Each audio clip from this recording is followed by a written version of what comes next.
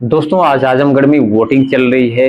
ये वही आजमगढ़ है जहां पिछली बार दिनेश लाल निरहुआ ने अखिलेश यादव के भाई को 8,000 के आसपास वोटों से हरा दिया था और सीट जो है अपने पाले में कर रही थी। हालांकि यहां से समाजवादी पार्टी के 10 विधायक हैं, लेकिन फिर भी जो है दिनेश लाल निरहुआ जो है अपने पाले में सीट करने में कामयाब हुए थे, जीत का सेहरा अपने सर पे सजाने में कामयाब भी हुए थे।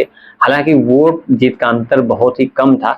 और वहीं जहां गुड्डू जमाली पिछली बार बहुजन समाज पार्टी के टिकट पे लड़े थे और काफी अच्छा खासा वोट हो पाए थे, जिससे कि मुकाबला त्रिकोणी बनाने में कामयाब हुए थे, वहीं अब की बार गुड्डू जमाली समाजवादी पार्टी से एमएलसी बन गए हैं। तो आज जो वोटिंग हो रही है, जो आजमगढ़ में चुनाव चल रहा है, उसका कितना असर देखने को मिलता है।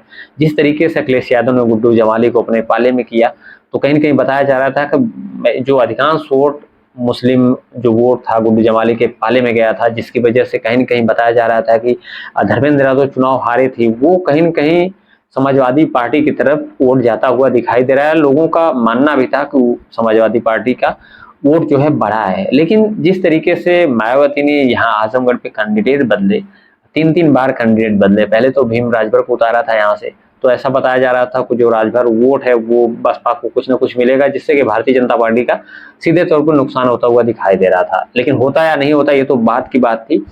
उसके बाद सबिया अंसारी जो मुस्लिम कैंडिडेट थी, मुस्लिम कम्युनिटी से आती थी, उनको टिकट दिया और फिर उसके बाद उनका भी टिकट काट के अब मुस्लिम कैंडिडेट जो है पुरुष समाज से आते हैं, उनको टिकट दिया गया मायावती द्वारा। तो कह सकते हैं आप इस आजमगढ़ में मायावती ने 3 बार कैंडिडेट बदले। वैसे तो मायावती ने पूरी यूपी में बहुत सारी ऐसी लगभग 20 से ज्यादा सीटें होंगी जिसपे कैंडिडेट्स बदले हैं और बहुत आखिरी मौकों पे बदले।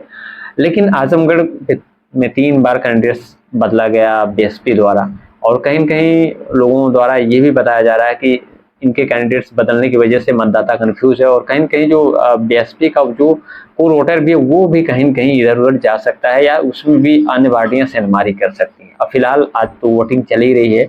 अब रिजल्ट तो ऐसा नहीं कर सकते आप शाम तक आ जाएगा, 4 जून के बाद ही पता चलेगा कितने ज्यादा किसको वोट मिले हैं। लेकिन ये है कि तीनों पार्टियां, चाहे बसपा की बात करें या समाजवादी पार्टी की बात करें या फिर भारतीय जनता पार्टी की बात करें, सारे लोग अपने अपने तरीके से इस चुनाव को अपने पाले में करने की कोशिश में है।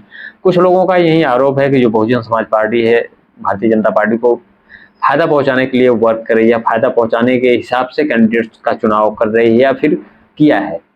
तो ऐसे आरोप कितने ज्यादा सही साबित होते हैं, ये भी देखने वाली बात होगी। फिलहाल अब की बार जो है बहुत ज्यादा अहम चुनाव है आजमगढ़ का। जैसे हमेशा अहम रहता है चुनाव, बहुत ज्यादा हॉट रहता है, लेकिन अब की बार कह सकते हैं आपकी बहुत ज्यादा इंपॉर्टेंट चुनाव है, क्योंकि जो है भारतीय जनता पार्टी अगर दोबारा से इस सीट पे काबिज होती है, जीतती है, तो कहीं न कहीं आने वाले जितने भी चुनाव हो उसमें कहीं न कहीं बहुत बड़ा फायदा उसको मिलने वाला है इस आजमगढ़ के चुनाव से।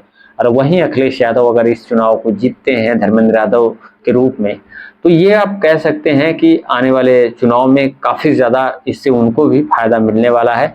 या फिर आजमगढ़ की राह भारतीय जनता पार्टी या किसी भी पार्टी के लिए उतनी ज्यादा आसान नहीं होगी।